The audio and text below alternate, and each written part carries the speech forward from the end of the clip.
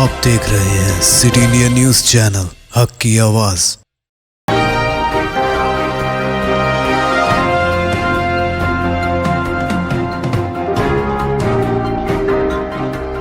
السلام علیکم، میں ہوں شیخ عمر۔ سٹی انڈیا نیوز میں آپ تمام کا خیر مقدم ہے۔ آئیے دیکھتے ہیں ریاستی خبریں۔ حیدرآباد میں 2 خودکشی کے الگ الگ واقعات پیش آئے۔ ایک 30 سالہ خاتون نے آج صبح شہر حیدرآباد کے حسین ساگر میں چھلانگ لگا کر خودکشی کر لی۔ پولیس کے مطابق اس خاتون کی شناخت شیلجا کے طور پر کی گئی ہے، جو حسین ساگر کے NTR گارڈن کی طرف پہنچی اور اچانک جھیل میں کود گئی۔ مقامی افراد نے پولیس کو اطلاع دی۔ پولیس کی ایک ٹیم وہاں پہنچی اور خاتون کو باہر نکال کر ہاسپٹل منتقل کیا گیا، جہاں ڈاکٹرز نے اسے مردہ قرار دیا۔ ایک دوسرے واقعے میں حیدرآباد میں ایک شخص نے فلائی اوور برج سے چھلانگ لگا کر خودکشی کر لی۔ یہ واقعہ منگل کی رات نارسنگی پولیس اسٹیشن کی حدود میں پیش آیا۔ پولیس نے بتایا کہ 30 سالہ بھیم اپا، جس کا تعلق نارائن پیٹ ضلع سے تھا، کچھ عرصے سے نارسنگی علاقے میں مقیم تھا۔ کل رات اس نے اسی علاقے کی ایک فلائی اوور برج سے آؤٹر رنگ روڈ پر چھلانگ لگا کر خودکشی کر لی۔ خودکشی کی وجہ فوری طور پر پتہ نہیں چل سکی۔ پولیس مصروف تحقیقات ہے۔ شہر نظام آباد میں مختلف ہجوم والے علاقوں میں راہگیروں سے سیل فون چھین کر سرقے کی وارداتوں میں ملوث 5 ملزمین بشمول جیونل کو پولیس نے گرفتار کرتے ہوئے ریمانڈ کر دیا۔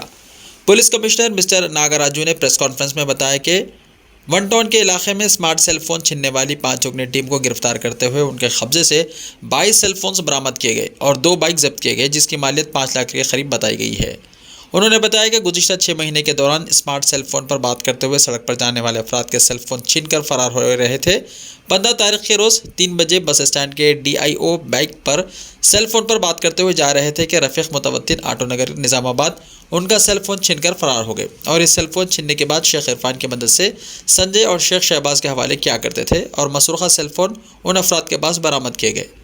کمشنر پولیس مسٹر ناگراجو نے بتایا کہ آج صبح 10 بجے سری دیوی ٹاکیز کے پاس پولیس تلاشی مہم میں مصروف تھی کہ جوینل JCL بوائے کو تحویل میں لیتے ہوئے 22 اسمارٹ سیل فونز برآمد کیے گئے اور 5 افراد کو گرفتار کیا گیا، اور اس کیس کی نمایاں تحقیقات کرتے ہوئے ون ٹاؤن SHO وجے بابو اور ان کے عملے کو مبارکباد پیش کی۔ مسروقہ سیل فونز کے لیے ون ٹاؤن سے ربط پیدا کرتے ہوئے IMA نمبر بتا کر اپنے سیل فونز حاصل کر سکتے ہیں۔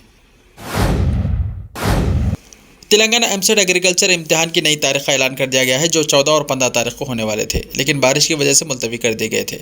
ان ملتوی امتحانات کی نئی تاریخوں کو state board of higher education نے حتمی شکل دے دی ہے، جس کے مطابق MCET ایگریکلچر کا امتحان اس مہینے کی 30 اور 31 جولائی کو منعقد کیا جائے گا، جبکہ ECET 21 اگست کو اور TSPG ESET کا داخلہ امتحان 2 سے 5 اگست تک منعقد کیا جائے گا۔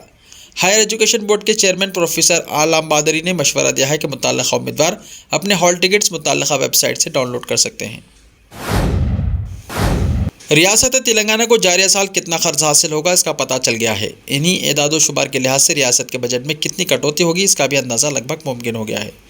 گارنٹی خرچ پر مرکز کے تحدیدات کے بعد ریاست میں یہ بحث شروع ہو گئی تھی کہ تلنگانہ کو کتنا خرچ حاصل ہوگا۔ اس پر قیاس آرائیاں شروع ہو چکی تھی۔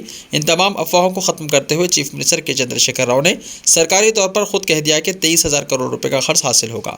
چیف منسٹر کی بات صحیح ہے تو ریاست کے بجٹ میں بڑے پیمانے پر کٹوتی ہوگی۔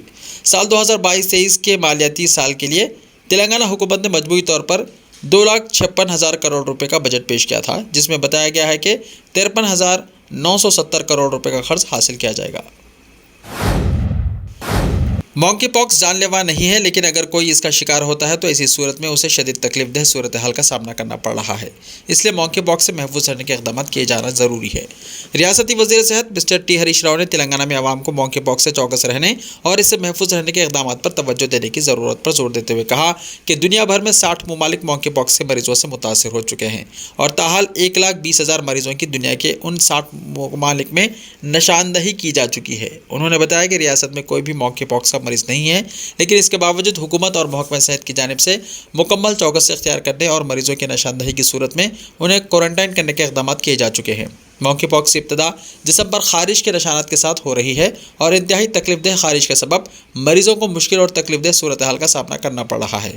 مونکی پاکس سے متاثرین میں غیر فطری عمل کرنے والوں کی تعداد زیادہ ہے، اور اس کے علاوہ مونکی پاکس سے متاثرین سے قربت اختیار کرنے والوں کو یہ بیماری لاحق ہو رہی ہے۔ ماہرین نے اس بات کی توثیق کی ہے کہ مونکی پاکس سے متاثرین سے راست رابطے میں آنے کی صورت میں یہ بیماری ایک انسان سے دوسرے انسان کو منتقل ہو سکتی ہے۔ اسی وجہ سے دنیا بھر میں اس بیماری کے مریضوں کی تعداد میں اضافہ ہونے لگا ہے۔ तेलंगाना के भद्राचलम टाउन में दरियाई गोदावरी के पानी की सतह बतदरीज कम हो रही है। गोदावरी फिलहाल तीसरे खतरे के इंतहा पर 53 फीट पर मुसलसल बह रही है। रियासती पंचायत राज महकमे के कमिश्नर हनुमंत राव ने कहा कि भद्राचलम में सैलाब के पेश नज़र इमदादी कैंपस मुंतकिल किए गए हैं। तमाम अफराद को सहूलतें फराहम की गई हैं। भद्राचलम, पिनापाका, ईश्वापुरम, मनुगुरु, चरला, बुरगमपाडू और दिगर मंडलों के कई मवाजियात सैलाब की जद में आ गए। ओहदेदारों ने फौरी तौर पर मुतासरीन को राहत मराकज़ मुंतकिल किया। उन्होंने कहा कि गोदावरी के आबगिरी इलाकों में 12,277 मकानात सैलाब की जद में आ गए हैं और फिलहाल 11,061 मकानात को बचाया गया है। उन्होंने कहा कि सफाई के कारकुनान उन इलाकों में इमदादी कामों में मसरूफ़ हैं। रियासती वजीर ट्रांसपोर्ट पी अजय कुमार ने कहा कि आंध्र प्रदेश में तामीर किए जाने वाले पोलारम प्रोजेक्ट से भद्राचलम को खतरा पैदा हो गया है। आज TRS LP में एक प्रेस कॉन्फ्रेंस से खिताब करते हुए उन्होंने कहा कि पहले जो पोलारम प्रोजेक्ट का डिज़ाइन तैयार किया गया था, उस डिज़ाइन को तब्दील करते हुए 3 मीटर तक उसकी बुलंदी में इजाफा किया गया है, जिसकी वजह से भद्राचलम को सैलाब का खतरा बढ़ गया है। भद्राचलम को सैलाब के खतरे से बचाने के लिए मरकजी हुकूमत पोलारम प्रोजेक्ट की बुलंदी को कम करने की जिम्मेदारी कबूल करे।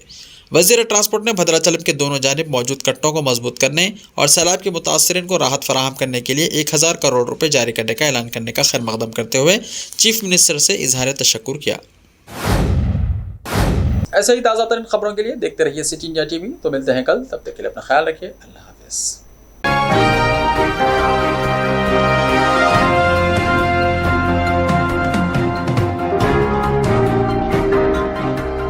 Are you looking to build your dream project, but construction costs and time are a big hurdle standing in your way?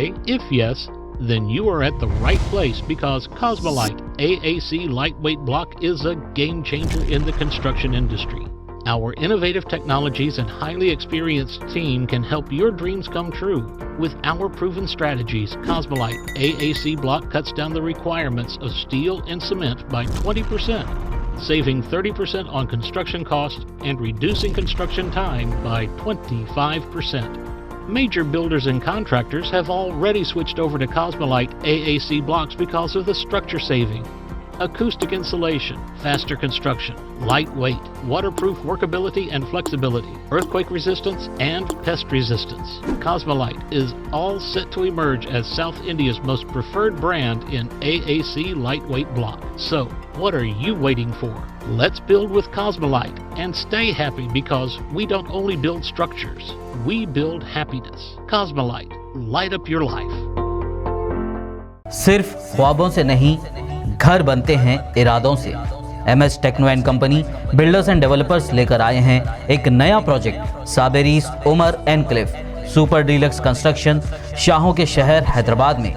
चार मीनार के दामन में सिर्फ 1 किलोमीटर के फासले पर आजमपुरा फरहत नगर इलाके में। Booking start.